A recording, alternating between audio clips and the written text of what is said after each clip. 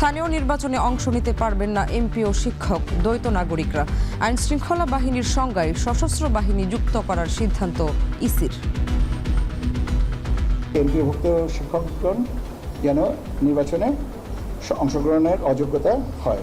দ্বৈত নাগরিকত্বধারী যারা, কমিশন মনে করে যে তাদেরকেও আপনার নির্বাচনে অংশগ্রহণের সুযোগ নেই।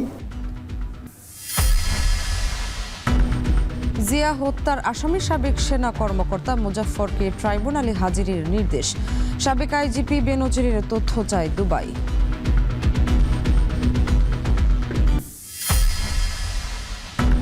ফ্ল্যাটের সাইনিং মানিতে গেইন ট্যাক্সের চাপ। নিজস্ব আবাসনে স্বপ্নভঙ্গের শঙ্কা মধ্যবিত্তের।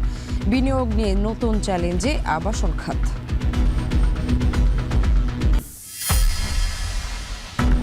উদ্বোধনের আগেই হবিগঞ্জে ধসে পড়েছে সাতছড়ি উদ্যানে নির্মাণাধীন ব্রিজের অংশ। বৃষ্টি আর পাহাড়ি স্রোতকে দায়ী করছে এলজিইডি।